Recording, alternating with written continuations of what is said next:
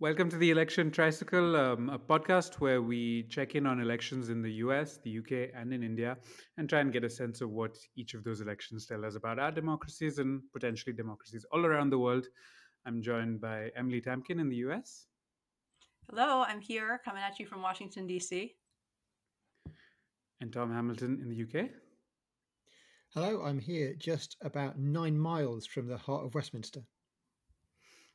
And this is Rohan Venkat here. I'm looking at the Nile, so I'm in Egypt, not in India, but gazing upon South Asia in general.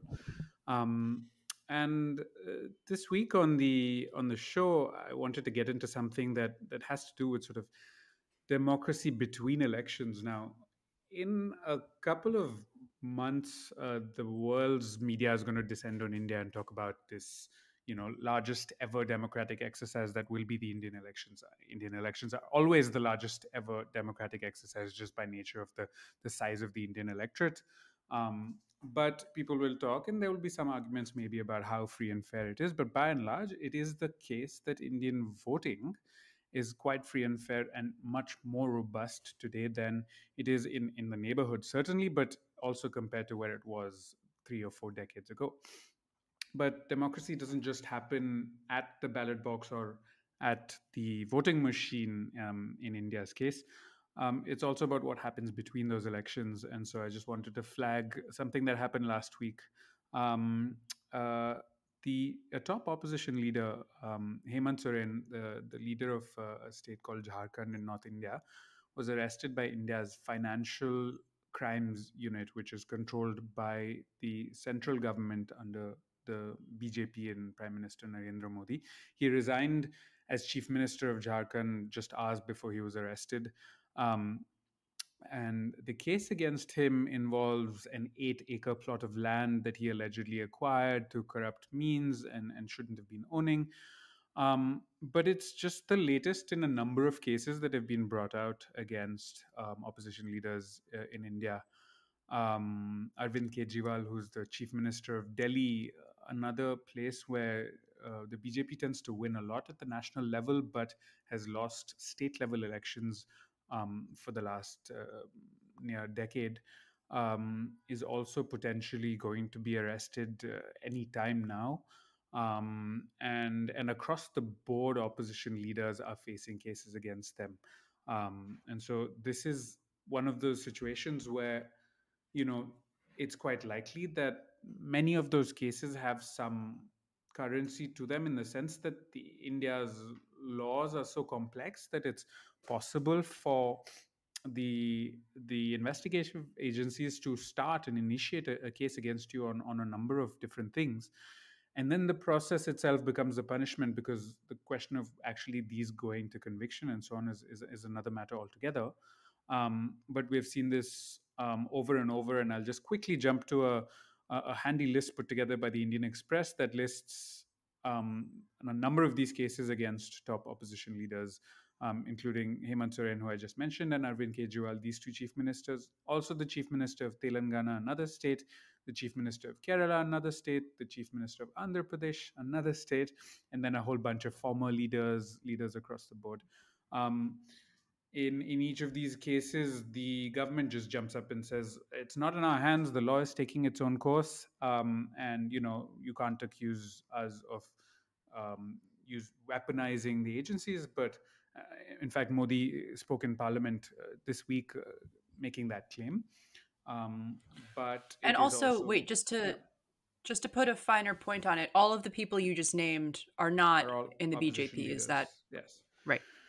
They're all opposition leaders. They're often strong opposition leaders, in the sense that they have a strong politics that takes on the BJP. And then more specifically, more specifically, these cases often are just sitting in a cold file somewhere. They're often to do with things that happened 15, 20 years ago. And just as these politicians are starting to make more noise in building support, taking on the BJP, or attempting to build coalitions with other parties that could take on the BJP, that's when suddenly the case gets active again. There's the chance of arrest and so on. So it's it's uh, it's hard to exactly argue the specifics of these, because in many of these cases there's convoluted issues of law at hand. But it's been undoubtedly clear, to the extent that BJP members of parliament joke about not facing any criticism or cases from the agencies because they're on the right side of the political line. Well, and And it's how frustrating, because it's not as though corruption and illiberalism don't go together, right? Like, it's not as though there aren't corrupt politicians. It's not as though, cleaning up politics isn't important. And actually, if memory serves, Kejriwal, who you mentioned, like, he came to power in the first place in Delhi on an anti-corruption platform. So it's not that there's no merit to talk about to discussions of corruption in Indian politics or politics anywhere, but that makes it all the more frustrating to see its potential weaponization. And in how blatant it can be, where sometimes you have a Right. politician from an opposition party, that has been accused. And we spoke last week about someone who was with the opposition jumping over to the BJP side, and this has happened in other cases where the same person who was accused by the BJP of being corrupt and has cases against them, those cases suddenly disappear when they've switched over to the other side of the aisle. Which is, again, we have to pass these things out, because actually getting to questions of conviction and so on take decades in India. And so we don't have that. And then there's the question of how robust the judicial process is. But it's clear that these things are weaponized, and tilt the so-called level playing field in what we call free elections. so if Could I these ask? things Yeah, sorry, go ahead, Tom. sorry, so if these things look as if they're weaponized, and there's sort of prima facie evidence that they are, in as much as it's only opposition leaders who get targeted for this stuff, but the BJP are disputing that and saying, look, this has nothing to do with us, this is just normal judicial processes taking their course. Does anyone believe the BJP when they say that? And also, does anyone care? Because clearly they're still doing very well. Does it affect their public standing in any way, or does it affect the opposition politicians who are being accused of crimes more? It's a very important question, and one that we don't have a good, or at least I don't have a very good grasp on. Historically, there was a reluctance to arrest top leaders like this, because of the sense that the martyr or victimization could bring their supporters out of the streets and it would backfire. Um, the BJP has been tremendously successful at portraying its opposition as being corrupt dynasts from the elite and so on. In this case, the leader comes from a tribal background. This is not even, your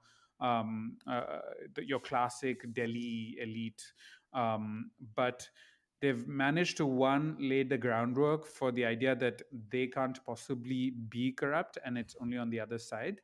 And they've done it inch by inch, turning the dial up over the last 10 years in such a way that, what if this had been done when Modi first came to power, it would have been shocking, undoubtedly. But with the groundwork laid over the last decade, it seems less surprising, and so gets less of a reaction from the opposition, from civil society, from all of the surrounding, and internationally. It's not something that's the classic storyline of a strong man taking down his opposition. I mean, it's getting some headlines here and there, but it's not one of those things that's huge in the news. And so I think it remains to be seen whether it energizes some elements of a base. I think particularly at a local level, it does lead to a backlash and a sort of response. But at the national level, it appears to just reinforce the BJP broad narrative that they're on the right side and they're just going after the corrupt leaders of the opposition. This all really resonates with me, I have to say, as not only as a person who occasionally sort of tries to follow Indian politics, but as an American, because I mean, two things you said that I really want to pull out. The first is this idea of I actually think that what we've seen now in American politics, or over the past few years at least, it was quite of a marked departure. I actually don't think that the current leaders of the party had a long-standing plan. But the part that really clicked is the first time somebody says something offensive or horrible or obviously obviously, is obvious weaponization of sort of good faith political, I don't know, rhetoric. It's shocking. It's shocking. And people write stories about it, and people are up in arms. And how could he say that? How could he do that? And then he does it again and again and again. And by the 10th time, nobody's shocked, right? By the 10th time, it's just part of how we do politics now. And I don't know how you reverse that. And the other thing is just, I think in the American case, it's less that. I think for the current Republican Party, it's less that people need to believe that only Democrats are corrupt and Republicans are not. Although there are people who believe that like everybody's just very nasty and unfair to Trump and blah blah blah.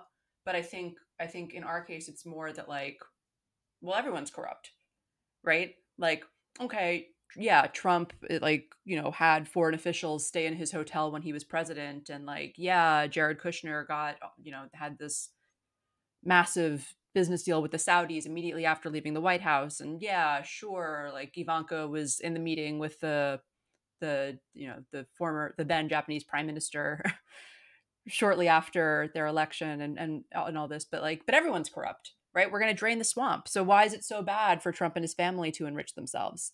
And I think that's a slight difference, but this idea of like, in a way, it goes to the same purpose, right? Like it's convincing everybody that there's nothing to be believed in here. You know what I mean? Like there's no greater political purpose. There's no greater political truth. There's no actual anti-corruption effort. It's just this. And so your side might as well win. And I think it's quite a cynical and craven way of doing politics, but it's also effective.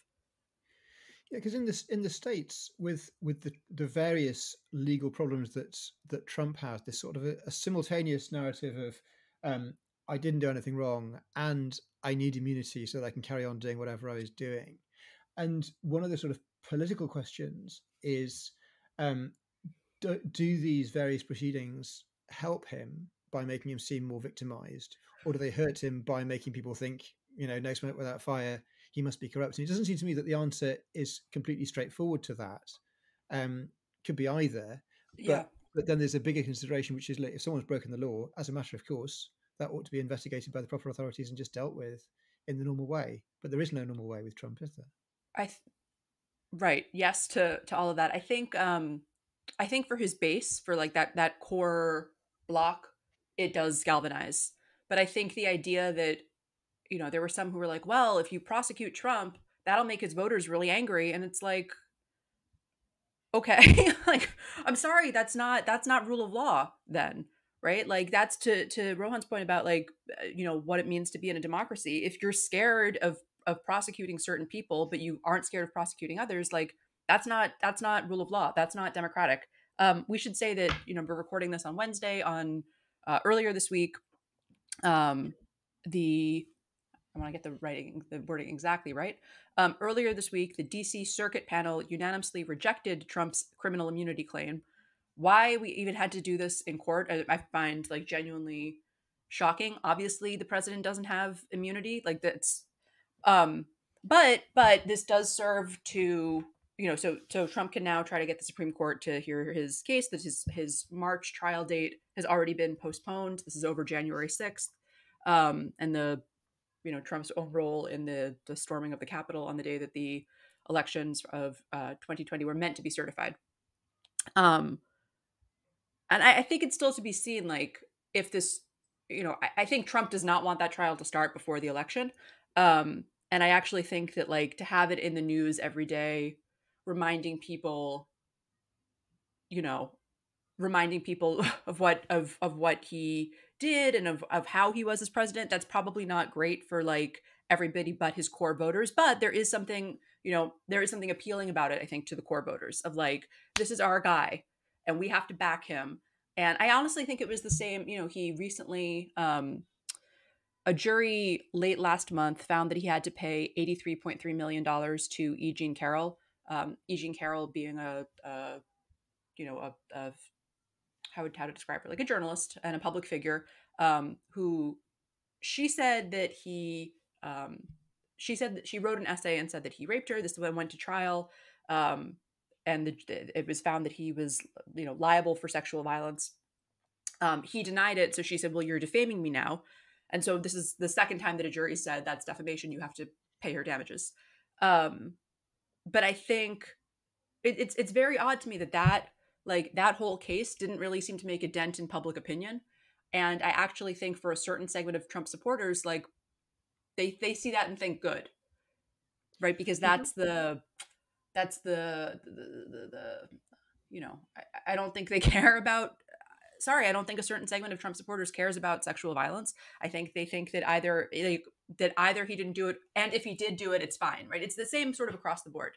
And this is, I guess, a long, rambling way of saying that I think there are so many specific differences, but it's the same. It goes back to the same kind of, what's the saying? For my friends, everything. For my enemies, the law. There's a weird. There's a very long-standing. Excuse me. Okay, you go around. Yeah, sure. Edit this bit out. There's an odd overlap in at least elite level discourse in India, which as with elites, I think everywhere is looking at America, right, and thinking and trying to map sometimes American politics onto our own, and so you have these folks who are vaguely pro-Trump and pro-Modi at the same time, and saying that you look at Democrats and people supporting the Democrats, whatever, in America, and they say that everything that's happening there is not a vendetta. It's the law taking its course.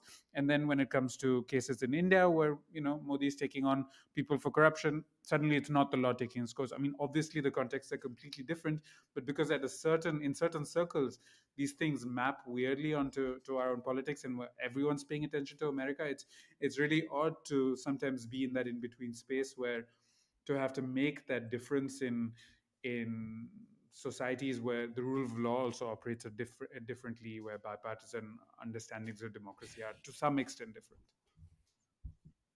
Yeah, I mean, I think there's a parallel here too, which is that Trump threatening to investigate his political enemies, right? People say, okay, well, that's the same. That's the same as this. And it's like, well, no, it's not, because in one case, the person actually did something. And in the other case, you're going after a political enemy. Like, yes, in theory, yes, there's a certain sense in which these two things are the same, both involve an investigation, a prosecution, a hearing, a trial. But the difference is that one of these two people didn't say that his supporters should be able to walk armed to the building where votes were being certified. But isn't that partly what Trump is doing? Is saying he's sort of denying that there's any sort of independent process that just follows the facts where they lead there at all, and he's just saying, look, the Democrats are targeting me and my people. If I'm in power, I will target them and their people, and that's just the way the world works. It's all about power. Yeah, this is exactly what I'm saying, where it's like it's different from the Indian case, that it's not saying like we're clean and they're corrupt.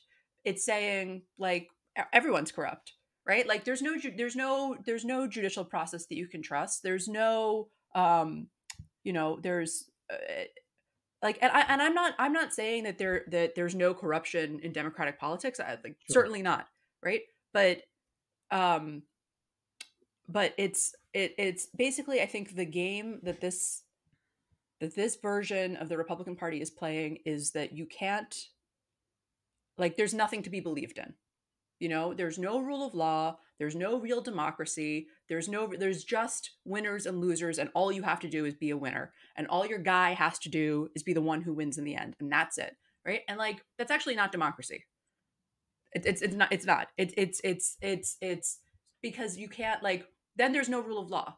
Then there's no free press. Then there's no free and fair elections. Then there's no all of these institutions that actually require public faith to operate. It's done. So, and I think you're totally right. I think it's about, well, there's no fair investigation, right? What's fair? Life's unfair. And so the fact that that investigations are meant to be the reason Trump was impeached the first time is that he tried to get the president of Ukraine to open an investigation into his political enemy. and withheld lethal aid until that was done. The reason that House Republicans, they actually failed this week to do this, but the reason that they tried to impeach the Department of Homeland Security Secretary Mayorkas, is that they said, well, he's not fulfilling the mandate set by Congress because there's immigrants still coming. Like, one of these two things is a specific breach, and one of them is just you, like, trying to show that you can do an impeachment. Yeah, but the impeachment process, I mean, whether it's successful or whether it failed as it did this week, the impeachment process is an inherently political one, and it maybe should be done on the pure facts with people voting on the facts, but it always goes on partisan lines, and this week they just didn't have their votes all lined up in a way that, depending on your taste, you might find quite funny. But that can happen under a Trump presidency in relation to Democrats and others that they might want to target. But you would have thought, maybe I'm wrong about this, that impartial investigatory judicial bodies whose job it is to investigate potential crimes and bring them to justice if committed, that is a harder thing for a president to direct towards a political opponent if there isn't something there to look into. How far can he go with that? I mean, yes, it is. To the point where even Trump's attorney general at a certain point was like, no, Trump, like, we can't do what you want us to do. But what is not that hard to do is for a politician, in this case Trump, to say, well, like, the FBI and the Department of Justice, it's all run by Democrats, which it's not. Like, the FBI is certainly not. The Justice Department, there's civil servants in there. Like, there are Trump-backed judges on courts who have said, no, we can't, like, we can't do what it is you want us to do. Or sorry, Trump, judges who are sitting on courts because of Trump who have decided against him. But I mean, I guess that's what I'm saying. Like, there's two separate things. There's the, like, yes, it's harder for a president or a politician to direct these different institutions and agencies, but it is very easy for that individual to strip public confidence from those institutions. Yeah, or do you find, to go back to the Indian example, that if there isn't a massive example of recent corruption there, that the institutions can be sort of made to just delve back and back and back 20, 30 years into these people's past and uncover something, maybe a misfiled property purchase, or they didn't get their taxes signed off properly, or something relatively minor and apolitical, and use those in the same way that 15, 20-year-old cases are coming up in India as ways of getting rid of politicians who are anti-BJP but may not have been particularly corrupt in the recent past. Let's leave that open. Oh, I don't know who that's for. Yeah. I think the American equivalent for that is sort of like, going after, or not going after, but like looking into Hunter Biden. So, President Biden's son, for what he may or may not have done years ago, and we're going to drag Hunter Biden in. And I'm certainly not saying that Hunter Biden has not done anything wrong. But it's sort of like, well, we couldn't find something with which to impeach Joe Biden. And so now we're going to look elsewhere in the circle and sort of dredge that up. And we're going to throw it to the wall and see what sticks. But I did want to ask Tom, because I think this is sort of more of a US-UK overlap than it is a Trump-Modi, and certainly more than a Biden-Modi overlap. I do think there's something, it's not one-to-one, but like this idea of Trump that there's something about Trump supporters, there's something about Trump that his supporters really admire, right? Like when he gets into trouble, it's sort of like, well, that's our guy. Like that's we love that he's sticking it to the man. We love that he's thumbing his nose at these institutions and the party and so on and so forth, in a way that I think is sort of reminded me of Boris Johnson. And he's also, he also sort of made a part of the appeal of his persona is that like he's you if you got rich. Yeah. I think, and obviously, obviously today your prime minister is quite wealthy. I just wonder if that's part of the appeal. I guess maybe not in Sunak's case because it seems like he's not going to win again. But well, that's interesting actually, because there's two different things. If you miss out we mentioned Liz Truss last week, who was prime minister for about about a day and a half. But if you miss them out, then you've got one prime minister who we've got at the moment who is exceptionally wealthy, which is a parallel with Trump, and one prime minister that we had 18 months or so ago, Boris Johnson, who was a little bit more, in some ways, populist in approach, although not in the same way, to be fair to everybody involved, but who had that sort of much more of a sort of a personal following, personal support, and in that sense, there's a little bit of overlap. I think there's some really important differences there, especially with the Johnson case, because although Boris Johnson was popular enough to win a general election in 2019 and retained his popularity through the early part of COVID, there's a reason why he's not a contender to be prime minister ever again, in a way that Trump might very well be president this time next year, and even if he isn't, it's at least not a crazy thing to think might happen. Johnson is, as far as I'm concerned, done as a British politician, and that is because the following that he had was just nowhere near enough to get him over the massive hit to his popularity that he got around Partygate, which is another example of criminal police investigations of things that prominent politicians are doing, which we had in this country, which were, it is on a smaller scale. No one's claiming mass embezzlement of anything on the part of Boris Johnson, but he got fined, I think, £100. So not a life-changing sum. The Chancellor, it always surprises me that also got fined. It was a party that brought the British Prime Minister down. Yeah, but it was a party at a time when I think there's an enormous amount of anger about the hypocrisy of it. So It's not just that it was a party. It was a party. No one minds people having parties in the normal run of things, but it was a party at a time when the rest of us were being told that we weren't allowed to do anything, see our families. Lots of people's loved ones died without them. I mean, we all remember this, in different parts of the world. We had our own different lockdown regimes. But I think the level of public anger and disgust, I think, took a lot of people by surprise. I think it took Boris Johnson by surprise. And there are two different things going on in British politics. The question of whether you can be the party leader is a question of what your own party allows you to do. So it was all about his MPs.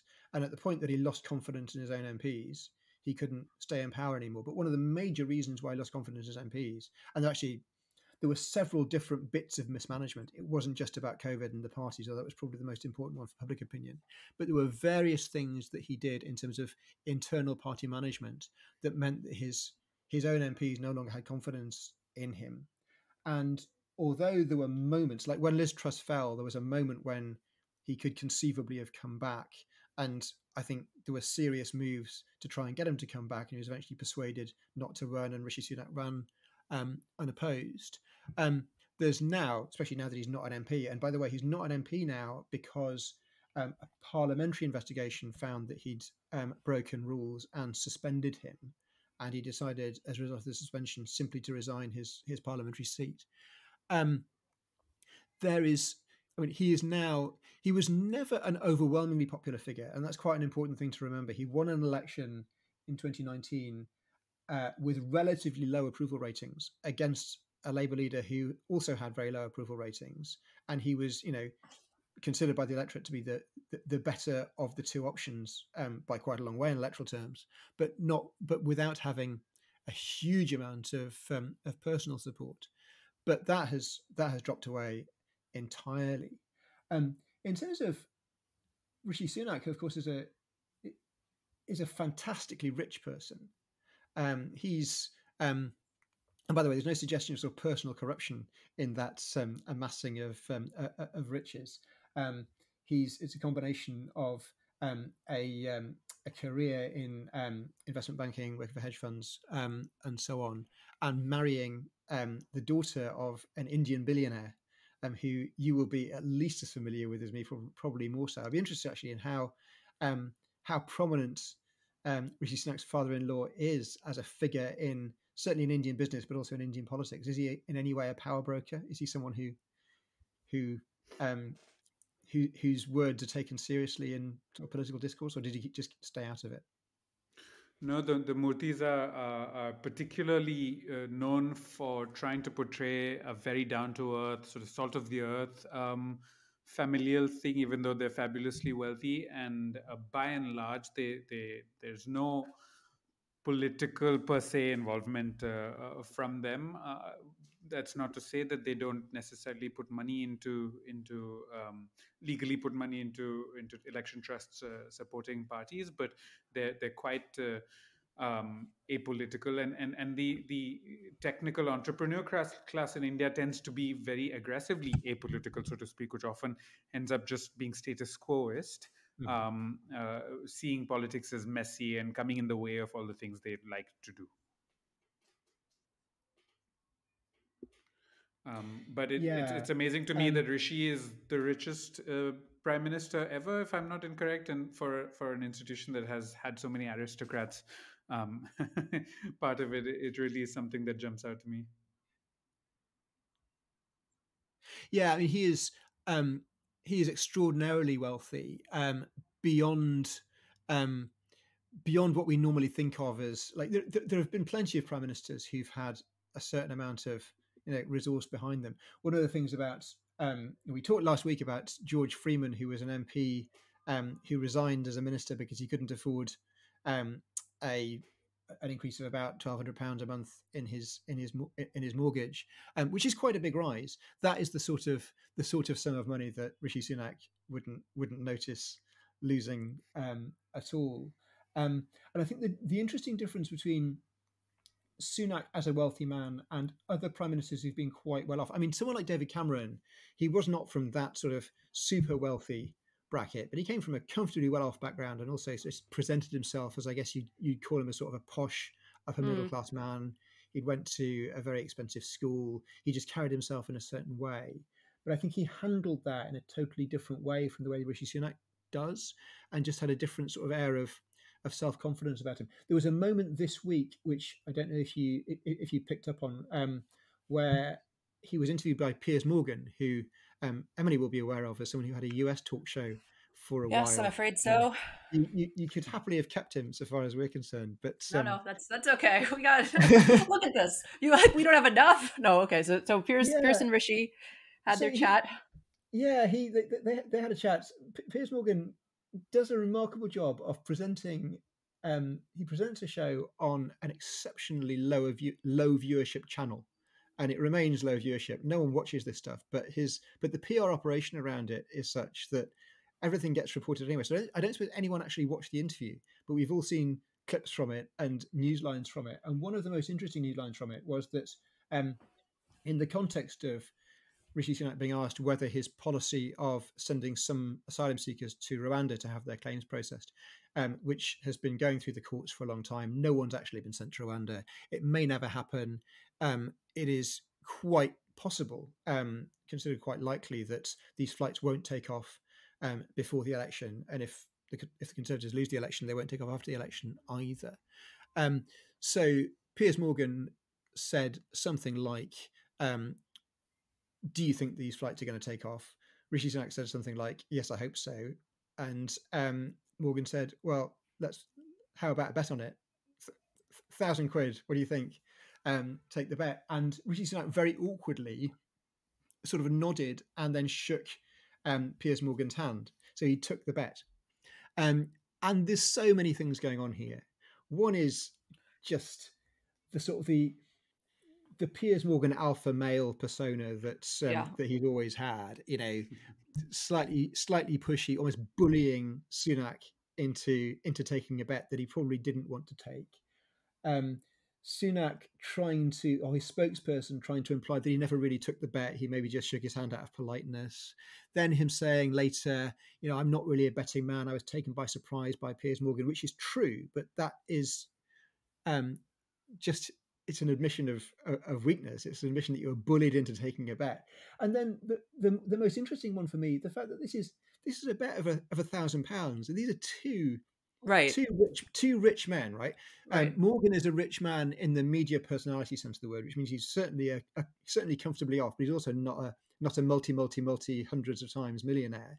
And then Sunak, of course, who is both in a position where they can make it look like they can just drop £1,000 without thinking about it, and that level of sort of out of touchness that's projected by being able to do that without really noticing that that's the issue, I think is part of the problem with Sunak. It's not that he's rich, it's that he's so sort of awkward about it, and he combines in a way that's, and I don't think this is a cultural thing. He spent a long time in America, which I think is a very different attitude to wealth from the UK. His money is, so far as I mean, he comes from a well off but not super wealthy background. I don't want to say self-made because he married a billionaire's daughter, but some of that money is self-made in the sense that he had very, very high paying jobs in banking.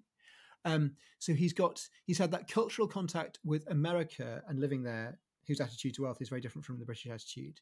He's got the cultural background and contact with India, where his wife comes from a billionaire background, and then he's governing a country which just has, I think, not a particularly respectful attitude to wealth in many ways. It doesn't dislike wealth, but doesn't think that wealthy people are automatically deserving of respect. And I just And it's don't also think how you got your wealth, right? Like, I think there's a certain element of in in like in certain echelons of American society, but definitely in the UK, of like, you need to pretend that you've just always been this way, you know, like there's there's a sort of an upper class attitude to wealth, which just by definition, because there aren't very many of them, isn't right. necessarily particularly widely held. But yeah, there was a Tory MP who did come from that sort of social class a few decades ago, who referred to another one as someone who looks like he's bought his own furniture. You know, you're supposed to have inherited all this stuff. It's supposed to be in your Right. family And for generations. right. And if you made your money now and bought it now, it doesn't count. Whereas the appeal, I think, for Trump's supporters is that, like, I think it was Fran Lebowitz who said that Trump is a poor person's idea of a rich person. Like, you know, he's from Queens, not from Manhattan originally. Like the actual upper crust of New York City society did not want him when he came there. Like the apartment is gold. Like it's what one might arguably consider tacky. But for some Americans, and of like across the wealth spectrum, I don't think this is just like, this is also true of his wealthy supporters. Um, they love that that he flaunts it, right? That he's so like that he takes such joy in presenting himself as a rich man. Yeah. And that, I think, is a big difference between, I think if Sunak did that in the UK, it would be Yeah. quite it would go down quite badly. There's no political equivalent of that in the UK. There have been politicians who, as I say, have come from old money and who project themselves in a certain way and have always had it. There's politicians who've got rich more recently, but none of them really flaunt their wealth to that extent in their main sort of public projection, public political persona, or if they do, it goes down quite badly. So Sunak has been in trouble recently, or in trouble in the media recently, for the fact that he has used private helicopters and private jets quite a lot to get around, which, to be fair, is not because he's rich. He's not the one paying for it. It's paid for by either party donors or by the taxpayer, depending on the nature of the business. But because of his known extreme wealth, I think it just goes down worse than it would if Boris Johnson had done it, which in fact Boris Johnson sometimes did do it, but it Right. wasn't the same sort of story. A rich, that's a pun, text